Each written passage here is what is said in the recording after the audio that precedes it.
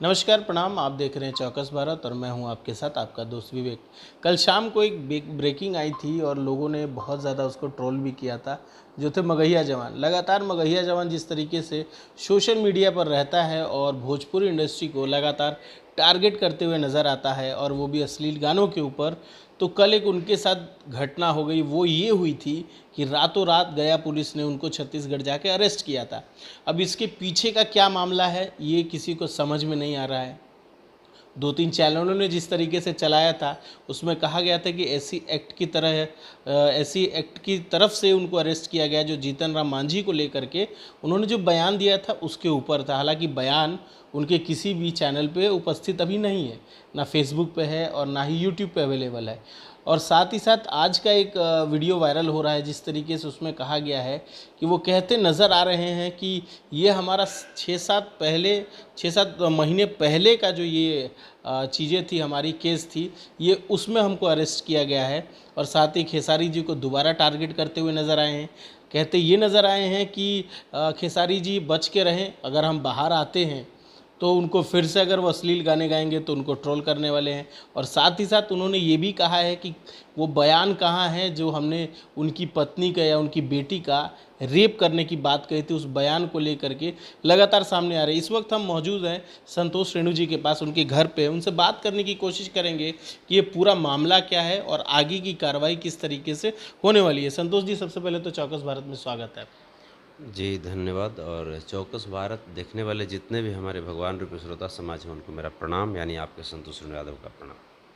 Sir, जिस तरीके से रातों रात गया पुलिस ने अरेस्ट किया, कह रहे हैं एससी एसटी एक्ट की तरह अरेस्ट किया गया है जीतन राम मांझी को लेकर के जो बयान दिए हैं, लेकिन किसी तरह का वीडियो उनके ना सोशल मीडिया पे है, ना उनके यूट्यूब पे अवेलेबल है, ना किसी तरह का आज जो ट्रेंडिंग सोशल मीडिया चल रही है उसमें उस क्लिप के बारे में या किसी ने दिखाने की कोशिश की गई हो। तो मामला क्या है? आपने बात करने की कोशिश की किसी से, या इंडस्ट्री के लोगों से पता करने की कोशिश की कि मुद्दा क्या है, मामला क्या है, क्यों अरेस्ट किया गया? देखिए, अब ये दो कौड़ी के इंसानों के बारे में अगर मैं पता करना चाहूँ या पता करने की कोशिश करूँ, तो फिर मेरा स्टेटस क्या है फिर? तो ये हमारे स्टेटस में मैच नहीं करता है। जैसे हाँ, इंडस्ट्री का कोई अगर बहुत बड़ा बात होता तब ये अब एससी एसटी एक्ट जो है, जैसा कि हमको भी पता चला है कि एससी एसटी एक्ट के तहत, लेकिन वीडियो कहाँ है ये तो हमको भी नहीं पता। अब बातें हैं कि वो एक वीडियो में बोल रहा है कि हम 5-6 महीना पहले कोई मुद्दा था जिसमें, यानी कहने का मतलब ये तो क्लियर हो रहा है ना कि ये जो अश्लीलता का ढोंग जो रचने चला था, ये अश्लीलता मुक्त हम भोजपुरी बनाएंगे या समाज बनाएंगे, तो ये खुद अश्लील है इसका मतलब। हाँ, हमको ये तो पता था कि ये अपनी चचेरी बहन को शायद भगा करके लेके चला गया था।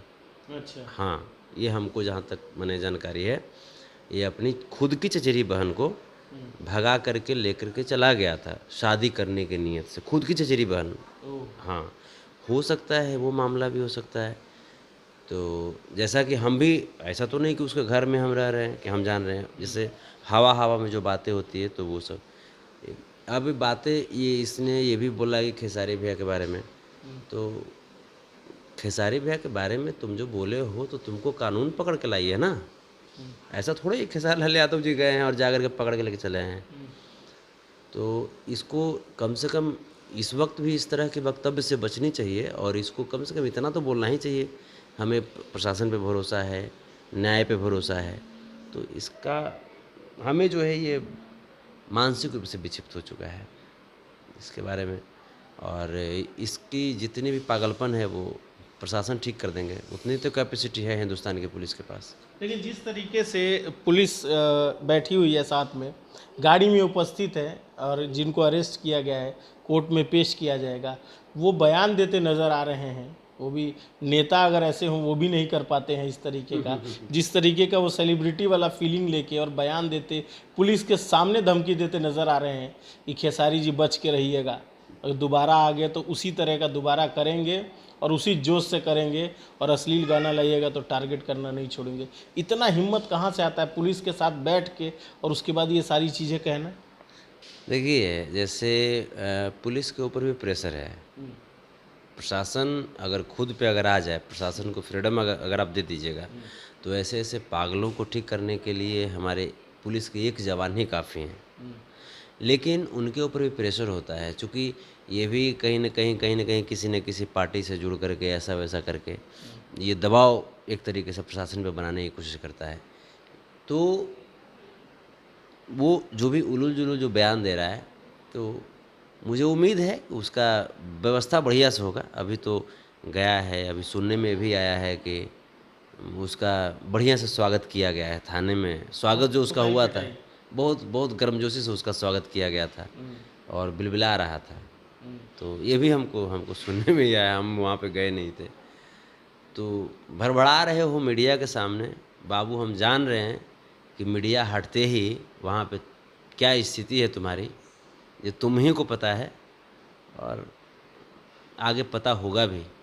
और इस तरह की चीज़ हम यही कहेंगे कि तुम पूरे मगध को बदनाम किया। मगहिया जवान मेरा एक गाना था, बड़ा फेमस गाना था, ही ओ मगहिया जवान घुसा दो मुँह में कट्टा, 6 साल पहले रिलीज हुआ था।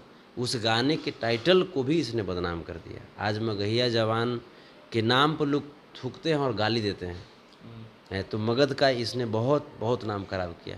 मैं भी मगध से हूँ, तो हमें भी तकलीफ़ होती है ना। लेकिन इस तरह के दरिंदों के लिए वो जगह जो थी वो वहाँ पे पहुँचा है, और वहाँ से मैं उम्मीद करता हूँ कि ये सुधार करे अपने आप को। चूँकि जेल जो होता है, हमारी संविधान क्या है, हमारी संविधान किसी को ऐसा थोड़े है कि टॉर्चर करती है।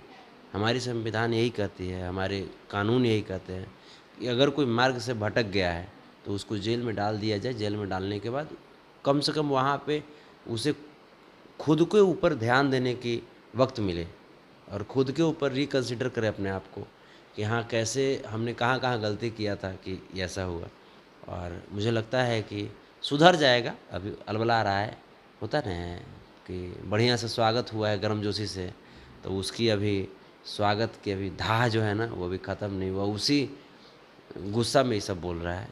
अच्छा, जैसे आपने कहा कि पॉलिटिकल पार्टी भी इस तरीके के लोगों का साथ देती है कहीं ना कहीं पीछे से, तो मैं जानना चाहूँगा कि उसमें बेनिफिट क्या है पॉलिटिकल पार्टी का, कि जिस तरीके से ऐसे नए युवाओं को या जो थोड़े से बहुत फेमस हो गए हों यूट्यूब पे गालियाँ दे करके फेसबुक पे, तो इनको किस तरह से पार्टियाँ यूज़ करती है, किस तरीके से उनको सपोर्ट देती है, कैसे काम कैसे करती है पार्टियाँ? देखिए, किसी भी पार्टी में जो बहुत ऊपर जो बैठे हुए लोग हैं, उन लोगों को इन सब चीज़ों से मतलब नहीं होता है। जो किसी भी पार्टी के जो छोटे-छोटे जो झंडा लेकर के जो घूम रहे हैं, वो लोग क्या करते हैं कि इन लोगों को यूज़ करते हैं कि अगर मान लीजिए थोड़ा-सा सपोर्ट कर दिया, मॉरल सपोर्ट कर दिया, तो ये लोग जो हैं, ये 2 कौड़ी के इंसान हैं। ये लोग क्या करेंगे कि उस इंसान का प्रमोशन करेंगे। तो अब वो जो इंसान है, वो इंसान इसको भरोसा देता है कि तुम घबराना नहीं, मैं ऊपर तक बात करूंगा तुम्हारे लिए। जबकि ऊपर में जितने भी लोग बैठे हुए, चाहे किसी भी पार्टी के हों, चाहे वो बीजेपी के हों, कांग्रेस के हों, जदयू के हों, राजद के हों, किसी भी सपा के हों, बसपा के हों, ऊपर जो लोग पहुँचे हैं वो कहीं ना कहीं मैच्योर हैं और अच्छे लोग हैं, तभी ऊपर पहुँचे हैं। ऊपर पहुँचना कोई आसान सी चीज़ नहीं होती है। तो ऊपर वाले लोग सब कुछ ठीक है, लेकिन जो नीचे जो झंडा ढोने वाले जो लोग हैं ना, और उसमें भी पार्टी के जो अच्छे समर्थक हैं, चाहे किसी भी पार्टी के हों, वो लोग ऐसा नहीं कर सकते। जो पार्टी को बर्बाद करते हैं सिर्फ अपनी चापलूसी के लिए, ऐसे लोगों को यूज़ करते हैं, तो वही लोग इनको भरोसा दिए होंगे और उन्हीं लोगों के बदौलत ये इतना कुकुर बिलार की तरह बोल रहा है।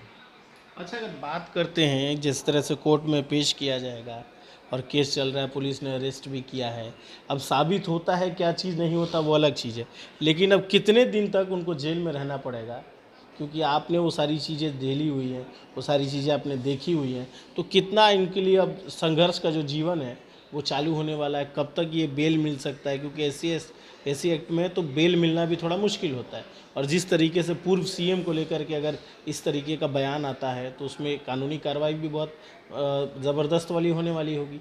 तो क्या होने वाला है आगे, कोई अनुमान लगा सकते हैं कि कब तक ये जेल में रहेंगे, या किस तरीके का कानूनी प्रक्रिया होगा, या जज के सामने जाएंगे तो क्या क्या चीज़ें सामने आने वाली है, तो किस तरीके का आगे का प्रोसेस होने वाला है? देखिए, अभी यही क्लियर नहीं हो पा रहा है कि वो किस जुर्म में गिरफ्तार हुआ है। जैसे मीडिया में ये बातें हैं, फेसबुक पे बातें हैं कि SC/ST एक्ट के तहत उसको गिरफ्तार किया गया, जबकि वो खुद बोल रहा है कि मेरे पीछे 5-6 महीना पहले का कोई पुराना मामला था जिसमें गिरफ्तार हुआ है। तो अब वो SC/ST एक्ट में गिरफ्तार हुआ है कि वो खुद की जो बहन को लेकर के भागा था उस एक्ट में गिरफ्तार हुआ है। अब तो इसके लिए तो वकील साहब बोलेंगे, पहले ये क्लियर हो जाए कि हाँ आखिर किस एक्ट के तहत उसकी गिरफ्तारी हुई है, उसके बाद ही कह सकते हैं कि हाँ कितने दिनों का प्रावधान अगर है। दोनों एक्ट की बात करें, SC/ST एक्ट वाला भी और 6 महीने पहले वाला भी, तो उसमें भी तो कोई प्रावधान होगा कि कितने महीने तक रिमांड में रहेंगे, कितने महीने तक जेल में रहेंगे। क्योंकि अगर चीज़ें सामने आई हैं, पुलिस ने अरेस्ट किया है, तो कहीं ना कहीं सबूत तो होगा ही। उसी बेस पे पुलिस ने अरेस्ट वारंट निकाला है, अरेस्ट किया है, तो उस मामले में कितना दिन तक उनको जेल के अंदर रहना पड़ सकता है। अगर ये दोनों में से कोई मामला होगा तब तो खैर 3 महीना कम से कम तो रहना होगा उसको। मुझे लगता है जहाँ तक मेरा अनुभव है कि अगर ये दोनों मामला अगर होगा कोई भी मामला तब 3 महीना तो रहना ही होगा। हाँ भले मान लीजिए कि वो इलीगल यूज करके, पावर यूज करके अगर पुलिस को गुमराह करने की कोशिश कर सकता है, सबूत को मिटाने की कोशिश कर सकता है तो ये अलग बात है। लेकिन अगर ये दोनों मामला में से कोई होगा तब 3 महीने तो रहेगा वो। अच्छा, एक आखिरी सवाल मैं करना चाहूँगा। जिस तरीके से खेसारी जी को टारगेट करते हैं या जिस तरीके से भोजपुरी इंडस्ट्री के सिंगरों को टारगेट करते हैं, तो इंडस्ट्री के अंदर में लोगों को थोड़ा सा एक उत्साह आया है, एक एनर्जी है। हालांकि गर्मी बाहर बहुत है, लेकिन ये सारी चीज़ें देखने के बाद सरकार पे लोगों का भरोसा हो गया है। सब लोग एक अपने स्टेटस वगैरह पे लगा रहे हैं कि नीतीश सरकार पे भरोसा था, आज वो भरोसा कायम हो गया। तो इस पर आपकी क्या प्रक्रिया होगी? देखिए सरकार पे भरोसा तो सबको है, चाहे आप जिस भी पार्टी के समर्थक हों। नीतीश कुमार जी CM तो सबके हैं, हमारे भी हैं, आपके भी हैं। नरेंद्र मोदी जी PM हमारे भी हैं, आपके भी हैं, चाहे हम उनके सपोर्टर हों या नहीं हों। लेकिन वो जो पद है वो पद तो गरिमा वाली पद है, वो हमारे लिए भी काम करेंगे, आपके लिए भी काम करेंगे। तो भरोसा तो मुझे भी था कि हाँ हमारे कलाकारों के खिलाफ जो इस तरह का प्रोपेगेंडा किया जा रहा है, तो इस तरह के प्रोपेगेंडा की जिसने भी साजिश की है उसका पर्दाफाश होगी और सरकार इस पे कुछ न कुछ एक्शन लेंगे। तो अच्छा लगा कि नीतीश कुमार जी इस पे एक्शन लिए, बिहार की पुलिस प्रशासन इस पे एक्शन ली। स्पेशल थैंक्स गया पुलिस को कि आपने तत्परता के साथ में उसे गिरफ्तार किया, और ऐसे बंदरों को सलाखों के पीछे रखना बहुत ज़रूरी था।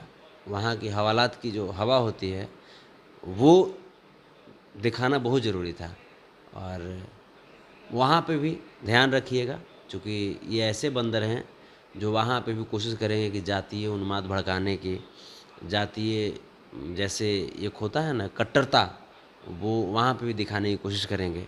तो वहाँ पे भी ये ध्यान रखना ज़रूरी होगा। अच्छा, सुनने में आया था कि इनमें से दोनों में से किसी का एक इंगेजमेंट भी होने वाला था 2-3 दिन के अंदर में। तो वो सब मालूम है आपको कि इंगेजमेंट भी होने वाला था? उससे पहले बाराती बन के पुलिस वाले ही आ गए और उनको लेके चले गए। देखिए उसकी निजी लाइफ के लिए तो शुभकामना ही दूंगा मैं उसको, कि अगर इंगेजमेंट होने वाला था तो तो बाराती पुलिस वाले बन के आए हैं। अब तो फिर ऐसा काम क्यों किया? अगर इंगेजमेंट होने वाला था फिर इसको ऐसा काम नहीं करना चाहिए था, और इसको ये भाग क्यों रहा था? जब केस हुआ तो संतोष रेणु यादव की तरह कानून के पास जाओ ना। हमारे ऊपर भी केस हुआ था तो हमको पुलिस अरेस्ट थोड़े की थी। हमें तो फ़ोन आया, मैं कानून के पास में गया था, मैं भागने की कोशिश में नहीं किया। अब जब तुम्हारे पास गया पुलिस की केस है गया थाने में, तो फिर तुमको पुलिस से बात करनी चाहिए थी। तुम भाग क्यों रहे हो? तुम आते। तुमको क्या कानून पे भरोसा नहीं है? हिंदुस्तान की कानून क्या तुमको शोभा नहीं देती है, तुमको निभाती है? हमारे संविधान और हमारे कानून पे जिसको भरोसा नहीं है वो आदमी क्या बात करेगा भोजपुरी से अश्लीलता दूर करने की? चलिए, हमसे बात करने के लिए, हमको समय देने के लिए बहुत बहुत शुक्रिया आपका। ये बहुत बहुत धन्यवाद कि आप जागे हुए रहते हैं। और अभी हम गाने का एडिटिंग करा रहे थे, मेरा आज ही संतोष रेणु ऑफिशियल पे गाना आ रहा है, छूट रहा है, उसकी एडिटिंग करा रहे थे, जिसके लिए आपको वेट भी करना पड़ा, इसके लिए सॉरी। नहीं, कोई बात नहीं। तो मेरे गाने को भी सुनिएगा, चौकस भारत को भी सब्सक्राइब कर लीजिएगा, और मेरा संतोष रेणु ऑफिशियल यूट्यूब चैनल है उसको भी सब्सक्राइब कर लीजिएगा। उस पर आज गाना आ रहा है, गाना का नाम है टेम्पू के पीछे लटकल बानी। बड़ा फनी सॉन्ग है, उसको ज़रूर सुनिएगा।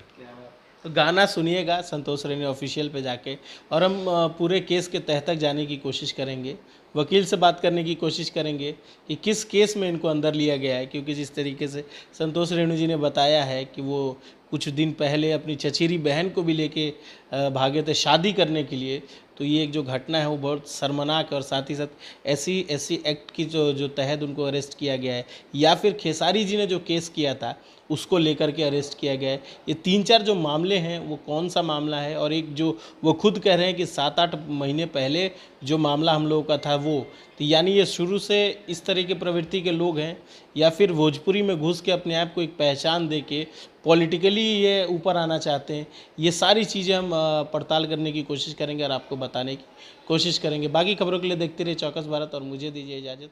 नमस्कार।